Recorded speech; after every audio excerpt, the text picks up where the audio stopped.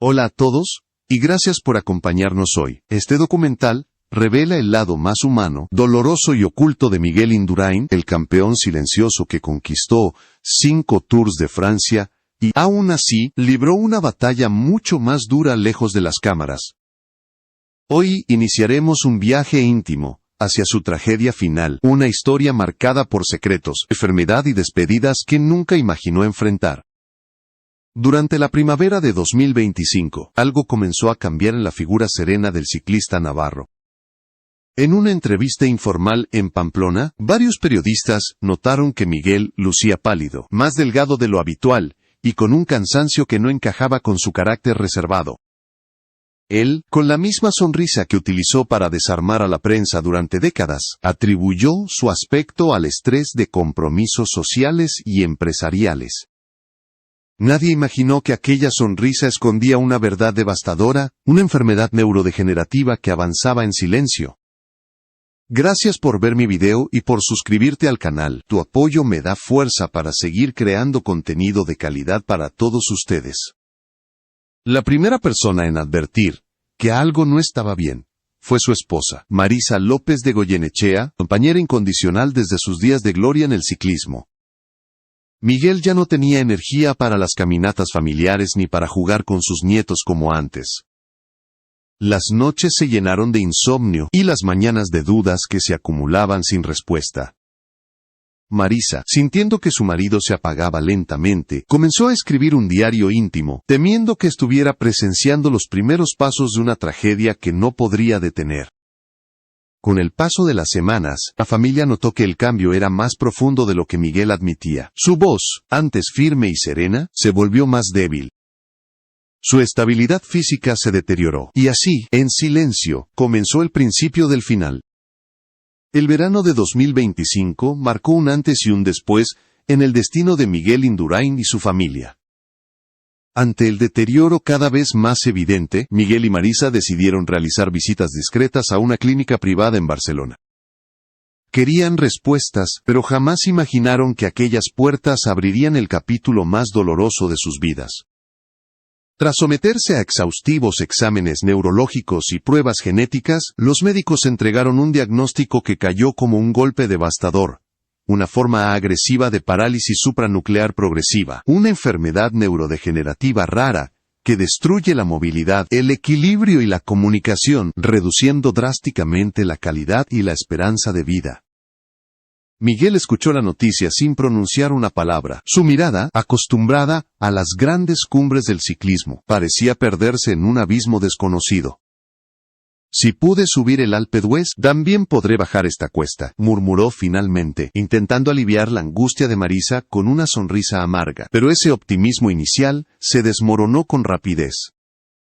En cuestión de semanas, el campeón que una vez dominó Europa pasó de caminar con dificultad a requerir asistencia para actividades cotidianas. Vestirse, comer, incluso mantenerse de pie, se convirtieron en retos que jamás habría imaginado enfrentar. La familia tomó entonces una decisión crucial: guardar silencio. Miguel siempre había vivido con dignidad, evitando exponer su vida privada, y así quería afrontar también su final. Marisa explicó a sus hijos que no anunciarían nada al público, que protegerían a Miguel del escrutinio mediático hasta el último momento. Los amigos cercanos fueron informados bajo estricta confidencialidad. Algunos, como Pedro Delgado o Abraham Olano, expresaron su deseo de visitarlo, pero la familia limitó las visitas para preservar la estabilidad emocional del ciclista. A puerta cerrada, el hogar de los Indurain se transformó en un refugio cargado de recuerdos. Marisa pasaba horas a su lado, leyéndole cartas de admiradores de todo el mundo. Miguel, incapaz ya de responder, escuchaba en silencio. Sus ojos se llenaban de lágrimas, un reflejo de emoción, gratitud y resignación. Aún así, insistió en asistir a una gala benéfica del ciclismo en Bilbao en octubre de 2025. Con un bastón, y tomado del brazo de Marisa, apareció brevemente en el escenario. El público, sin conocer la magnitud de su enfermedad, lo ovacionó de pie durante más de 5 minutos. Las cámaras captaron a Marisa llorando en silencio a su lado. Nadie sabía que aquella sería su última aparición pública. Tras ese día, el deterioro se aceleró, Miguel perdió la capacidad de hablar y, más tarde, la de tragar. Finalmente, dejó de reconocer rostros, incluso los de su esposa y sus hijos. Marisa anotó cada etapa en su diario, como si escribir pudiera ayudarla a retener los fragmentos de humanidad que aún quedaban en él. Una noche de noviembre escribió: «Hoy no supo quién era. Me miró como si fuera una enfermera. Lloré en silencio mientras le cambiaba la camisa». La familia consideró trasladarlo a un centro especializado, pero Marisa se negó rotundamente. Instaló un equipo médico en casa y contrató enfermeras de confianza. Quería acompañarlo hasta el final. Y ese final llegó el 7 de enero de 2026, a las 6:37 de la mañana. Miguel Indurain exhaló su último aliento rodeado de Marisa y sus hijos. Fue ella quien llamó a la prensa para confirmar su fallecimiento. Con voz entrecortada pronunció las palabras más dolorosas de su vida. Miguel ya no sufre. Mi amor, mi compañero, el padre de mis hijos, se ha ido en paz. Luchó hasta el último suspiro. Gracias por respetar su silencio. España entera se sumió en un luto profundo. Las redes se inundaron de mensajes de condolencia y el gobierno decretó un día de duelo nacional para honrar al campeón silencioso. 4 días después del fallecimiento de Miguel Indurain, mientras la familia intentaba recuperar un atisbo de normalidad en medio del dolor, Marisa López de Goyenechea decidió ordenar la habitación donde su esposo había pasado los últimos meses. Entre libros, fotografías y objetos personales, encontró una caja de madera con una cerradura antigua. No recordaba haberla visto antes.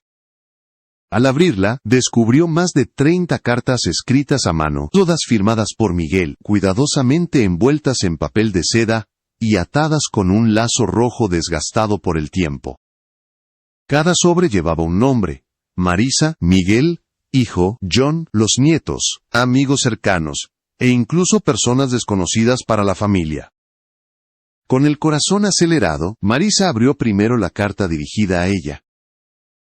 Si estás leyendo esto, ya no estoy contigo, comenzaba la misiva. Miguel le confesaba que había sido un hombre de silencios, de esfuerzos físicos y metas cumplidas, pero que a menudo le faltaron palabras de alma. Le pedía perdón por sus ausencias involuntarias, por la distancia que imponía sin querer, por el orgullo que en ocasiones le impedía expresar su amor. Te amé cada día, escribió, incluso cuando el cansancio me volvía ausente. Marisa lloró desconsoladamente durante horas. Aquel mensaje no era solo una despedida. Era un espejo fiel de una vida compartida entre éxitos públicos y sacrificios privados. Las cartas destinadas a sus hijos revelaban facetas inéditas del carácter de Miguel. A su hijo mayor, Miguel, le habló de la presión invisible que sintió al crecer bajo la sombra de un campeón. Le pidió que viviera para sí mismo, sin intentar convertirse en una versión perfeccionada de su padre. En la carta dirigida a John, el menor, de espíritu artístico y rebelde, expresó su admiración por su valentía para ir contracorriente. Eres más libre de lo que yo jamás fui, confesó. Ambos hijos rompieron en llanto al leer sus respectivas cartas. Por primera vez, Miguel el mito se desvanecía para dejar hablar a Miguel el hombre. Una carta en particular llamó la atención de Marisa, pues estaba dirigida a una mujer llamada Clara, un nombre desconocido para todos. Tras días de duda, decidió abrirla. Fechada en 1987, confesaba una relación breve que Miguel tuvo antes de casarse. No era una carta de amor oculto, sino un cierre pendiente. Le agradecía por haberle enseñado a amar con sinceridad, y le pedía perdón por desaparecer cuando la fama comenzó a tocar su vida. Reconocía que guardó un rincón de ternura por ella, aunque su destino estaba con Marisa. Al leerla, Marisa no sintió celos, sino humanidad. Por primera vez veía al joven Miguel antes de convertirse en ídolo nacional. La carta más sorprendente fue una dirigida a España. Miguel reflexionaba sobre el precio de la fama, la presión de representar a un país entero, y el desgaste emocional que nunca confesó. Querida España, me diste todo, gloria, respeto, orgullo, pero también me quitaste cosas que nadie ve, escribió. Pedía que no se exigiera perfección a los ídolos, porque ellos también sienten miedo, cansancio y soledad. Esta carta fue publicada en la prensa tras el funeral, generando una ola de reacciones que revelaron la profunda conexión emocional entre Miguel y el pueblo español. Con el paso de las semanas, Marisa continuó leyendo cada carta, una por una. Descubrió pensamientos íntimos, miedos, arrepentimientos y deseos que nunca fueron expresados en voz alta. Esas cartas se transformaron en un archivo familiar de valor incalculable, un retrato honesto de un hombre que eligió la pluma y el papel, cuando la voz comenzó a fallarle. En una entrevista posterior, Marisa resumió su experiencia de manera conmovedora. Estas cartas fueron su voz cuando ya no pudo hablar, su confesión, su redención y su despedida. Así comenzó a revelarse un Miguel desconocido, más vulnerable, más humano y más cercano que nunca. Aunque la figura pública de Miguel Indurain siempre estuvo asociada a la serenidad y al respeto, las cartas que dejó atrás revelaron grietas invisibles que habían marcado silenciosamente sus últimos años. Bajo la superficie de los homenajes, los saludos en eventos deportivos y las fotografías sonrientes con leyendas del ciclismo, se escondían tensiones, decepciones y heridas que nunca cicatrizaron. Miguel había construido una reputación impecable, pero esa calma aparente ocultaba relaciones fracturadas que lo acompañaron hasta su muerte. Uno de los nombres que aparecía de manera recurrente en sus escritos era el de Pedro Delgado, su compañero de generación, y una figura clave en la transición dorada del ciclismo español. Aunque el público celebraba la aparente amistad entre ambos, en privado existía un distanciamiento que llevaba décadas sin resolverse. En una carta dirigida a un amigo cercano, Miguel confesó: «A Pedro le debo mucho, pero también le reprocho más de lo que él imagina. Me acompañó en mis inicios, pero se alejó cuando mis victorias comenzaron a destacar más que las suyas». Según testimonios recogidos posteriormente por periodistas, la tensión entre ambos era perceptible en ciertos momentos, especialmente cuando el éxito de Miguel eclipsó el carisma mediático de Delgado. Esa fractura nunca llegó a un enfrentamiento público, pero sí marcó un quiebre definitivo. Delgado continuó su carrera en televisión como comentarista, mientras que Miguel optó por alejarse de la exposición mediática. Algunos interpretaron ese retiro voluntario como una decisión de salud. Otros, tras leer sus cartas, comprendieron que también había sido una manera de protegerse emocionalmente. Otro nombre que surgió en sus documentos privados fue el del Dr. Nicolás Terrados, médico deportivo del equipo Banesto, durante los años de gloria del ciclismo español. Aunque públicamente Miguel siempre habló bien de él, en sus cartas expresó un profundo desencanto. En un pasaje escribió: «Me trató como una máquina, nunca me preguntó cómo estaba por dentro». También insinuaba que síntomas tempranos de su enfermedad pudieron haber sido minimizados o atribuidos simplemente al desgaste físico, una sospecha que lo acompañó en silencio durante años. Aunque nunca responsabilizó directamente al doctor, sí dejó entrever que la confianza se había deteriorado mucho antes de su diagnóstico final. Pero quizá la herida más profunda que cargó Miguel durante décadas fue la traición silenciosa de alguien dentro de su propio equipo. En 1996, tras su retirada del Tour, alguien filtró documentos médicos a la prensa. Aunque el escándalo no estalló entonces, Miguel siempre supo que la información provenía de alguien cercano. Nunca lo denunció para no manchar la imagen del ciclismo español, pero según relató Marisa, ese dolor se instaló en él como una espina imposible de extraer. Lo carcomía no saber quién lo había traicionado, contó ella. Murió sin obtener una respuesta. Las cartas también mostraban el desencanto de Miguel respecto a las relaciones superficiales dentro del pelotón ciclista. Con honestidad cruda escribió: «Cuando dejé de pedalear, muchos dejaron de llamar. Lo que creí amistad era solo convivencia obligada por la carretera. A lo largo de los años, las llamadas se fueron apagando. Salvo contadas excepciones como su fiel gregario Jesús Montoya y el mecánico Chente García Acosta, la mayoría de vínculos se desvanecieron con su retiro. Incluso en homenajes recientes, Miguel prefería mantenerse al margen, evitando encuentros con antiguos compañeros que alguna vez creyó cercanos. Sin embargo, en medio de tantas despedidas inconclusas, hubo una reconciliación que marcó profundamente su final. En diciembre de 2025, su hermano mayor, con quien había perdido contacto tras una disputa familiar por la herencia de sus padres, decidió visitarlo. Pasaron una hora a solas. Nadie supo con exactitud lo que hablaron, pero al salir de la habitación, Miguel tenía lágrimas en los ojos. Marisa solo dijo: él necesitaba eso. No podía irse sin cerrar ese círculo. Fue su último acto de paz antes de morir. Todas estas revelaciones mostraban una faceta desconocida del campeón.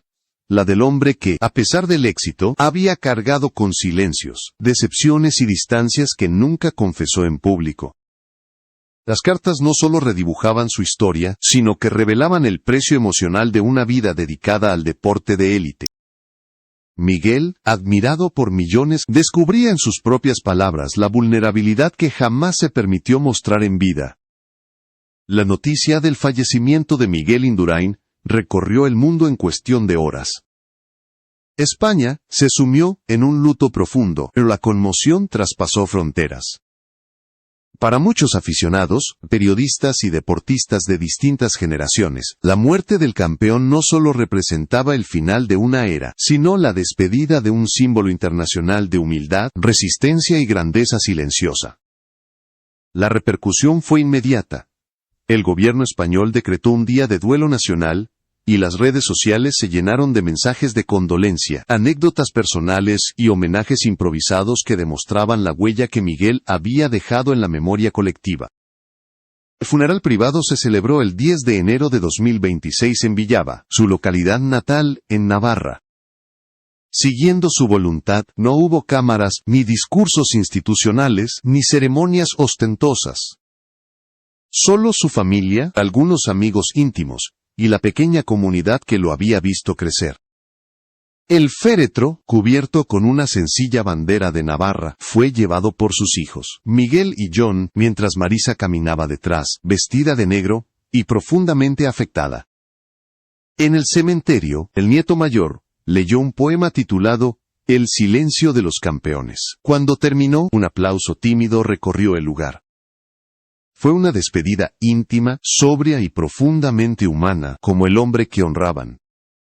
Sin embargo, el país entero necesitaba despedirse de él. Por eso, una semana después, el velódromo Palma Arena acogió un homenaje nacional acordado entre la familia y el gobierno. Miles de personas asistieron. Ciclistas retirados, jóvenes promesas, ciudadanos anónimos y figuras públicas. En pantallas gigantes se proyectaron imágenes inéditas de su vida, no solo las victorias en los Tours de Francia, sino momentos familiares, sonrisas espontáneas y fragmentos de entrevistas olvidadas. La periodista deportiva Paloma del Río moderó el acto y pronunció un discurso que emocionó al público. Hoy despedimos al campeón, pero celebramos al hombre. Miguel no hablaba mucho, pero su silencio decía más que 1000 discursos. Al final del acto, se guardaron 5 minutos de silencio, uno por cada tour ganado. Luego, una ovación prolongada estalló entre los asistentes. Muchos lloraban, incluso jóvenes que nunca llegaron a verlo competir. La comunidad deportiva internacional también reaccionó con profundo respeto. La UCI calificó a Indurain como una leyenda serena, un símbolo irrepetible de resistencia. Greg LeMond escribió: Miguel era pura clase, en la bicicleta y fuera de ella. Chris Froome publicó una fotografía con el dorsal 51, el número mítico con el que Indurain ganó su primer tour, acompañada del mensaje: Este es por ti, Miguel. En Italia, Francia, Bélgica y Colombia, las federaciones locales organizaron minutos de silencio antes de las competiciones. El Tour de Francia anunció que la etapa reina de la próxima edición llevaría su nombre, un honor reservado solo para los más grandes. Entre todos estos homenajes, la Fundación Miguel Indurain adquirió un nuevo significado. Antes de fallecer, Miguel dejó instrucciones claras: su legado debía servir para algo más que la nostalgia. Así, en enero de 2026, la fundación amplió su alcance.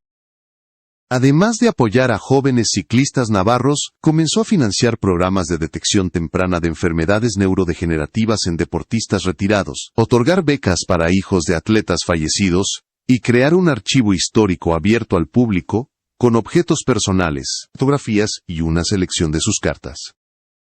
La exposición, Cartas desde la cima, basada en los escritos íntimos encontrados por Marisa, atrajo a cientos de personas en su primer día. Muchos salieron con lágrimas en los ojos. Las palabras de Miguel seguían enseñando incluso después de su muerte. Mientras tanto, Marisa emprendió su propio camino para honrar la memoria de su esposo. Publicó un libro titulado Miguel, mi amor silencioso, en el que relató, por primera vez, su versión de los hechos. Describió su lucha, su dolor y la dignidad con la que Miguel afrontó sus últimos meses. En una entrevista explicó: durante años creí que el ciclismo me lo robaba. Después entendí que me lo devolvió en sus cartas, en su lucha, en su despedida. Su testimonio fue profundamente humano, lleno de orgullo, y de una tristeza, que aún la acompañaba cada mañana, cuando colocaba una taza de café, frente a la silla vacía de Miguel, no porque esperara que regresara, sino porque así seguía hablándole. En Villava, la tierra que vio nacer al campeón, la comunidad entera decidió preservar su memoria. Las escuelas dedicaron jornadas completas para hablar de su vida y su legado. Los jóvenes ciclistas pintaron murales, y se propuso renombrar la plaza principal como Plaza Miguel Indurain. Una escultura del campeón fue instalada en el centro del pueblo, no montado en una bicicleta, sino de pie, saludando con serenidad, como lo había hecho siempre con sus vecinos. Miguel nunca cambió, comentó un residente. Siempre saludaba, incluso después de ganar el mundo. Ahora nos toca a nosotros recordarlo como se merece. Así, la despedida de Miguel Indurain se convirtió en un acto nacional y global, un homenaje que trascendió al deportista para celebrar al hombre, al padre, al esposo y al símbolo silencioso que inspiró a generaciones enteras. El eco de la historia de Miguel Indurain no se apagó el día de su funeral, al contrario, comenzó a resonar con más fuerza que nunca. Con su partida, España revisó no solo la figura del campeón invencible, sino la del hombre silencioso, que había cargado durante décadas con un peso invisible. Su vida, construida entre gloria, disciplina y sacrificios personales, dejó una huella que trascendió el deporte y se instaló en la memoria emocional de un país entero. En los meses posteriores a su muerte, miles de aficionados visitaron Villava para dejar flores, fotografías y cartas en el monumento recién inaugurado. Muchos confesaban que, aunque nunca lo conocieron en persona, sentían que formaba parte de sus vidas. Las generaciones mayores recordaban sus victorias en los años 90. Los jóvenes, en cambio, lo descubrieron a través de las cartas, los documentales y los testimonios que salieron a la luz tras su fallecimiento. Miguel, paradójicamente, se volvió más humano en su ausencia, más cercano en su silencio final. Las cartas halladas por Marisa se convirtieron en el centro de un proyecto editorial titulado Cartas desde la cima, que incluía fotografías inéditas, reflexiones personales y fragmentos del diario que ella escribió durante los meses más duros de su enfermedad. El libro no buscaba exaltar la figura del campeón, sino mostrar al hombre que se escondía detrás del mito. La obra alcanzó un éxito inesperado, no por morbo, sino por la honestidad brutal con la que revelaba las dudas, los miedos y la vulnerabilidad de alguien que el país siempre había visto como inquebrantable. Pero quizás el legado más valioso de Miguel fue la lección silenciosa que dejó a quienes lo admiraban desde lejos. En una de sus últimas cartas, aquella sin destinatario, escribió: «Si pude enseñar algo, que sea esto. No se necesita hablar fuerte para ser escuchado». Esta frase se convirtió en un símbolo, repetida en escuelas, clubes ciclistas y eventos deportivos. Representaba no solo su filosofía de vida, sino la esencia misma de su carácter. Un hombre que hablaba poco, pero que decía mucho, con cada gesto, cada mirada y cada pedalada que lo llevó a la cima del mundo. En Navarra, la Fundación Miguel Indurain amplió aún más sus actividades. No solo ofrecía apoyo a jóvenes talentos, sino también programas de acompañamiento psicológico para deportistas en retirada, talleres de salud mental y espacios de reflexión sobre el impacto emocional del alto rendimiento. La enfermedad que se llevó a Miguel se transformó en un motor de conciencia, investigación y prevención para generaciones futuras. En un sentido profundo, su partida abrió una puerta que él mismo nunca pudo cruzar en vida. La del diálogo sobre el bienestar emocional de los campeones. Mientras tanto, Marisa continuaba su vida en la casa que ambos habían compartido durante décadas. Cada mañana seguía colocando una taza de café frente a la silla vacía de Miguel. No lo hacía como un ritual de tristeza, sino como una manera de mantener viva la conversación que nunca terminó. En una entrevista dijo: Miguel vivió como quiso. En calma, en familia, en silencio. Ahora descansa igual. Y yo descanso con él, porque sus cartas me devolvieron lo que el ciclismo me arrebató. En el Tour de Francia, cuando se inauguró la etapa que llevaría su nombre, ciclistas de todo el mundo participaron en un minuto de silencio. Un comentarista resumió el momento con una frase que capturó el espíritu del homenaje. Hoy no celebramos sus victorias, celebramos su silencio, que fue su mayor grandeza. Aquel día, los espectadores vieron banderas españolas ondear junto a las de Francia, Italia, Colombia y Bélgica, una prueba del impacto global que había dejado. Al reconstruir los últimos años de Miguel Indurain, su vida ya no parecía la de un héroe antiguo, sino la de un hombre real, lleno de contradicciones, dudas y sentimientos profundos. Su historia enseñó que incluso los gigantes tienen miedos, que incluso los campeones lloran, que incluso los hombres más fuertes necesitan ser sostenidos. El país lo había admirado por ganar, pero terminó queriéndolo por mostrar su vulnerabilidad. Así, Miguel Indurain entró definitivamente en la historia.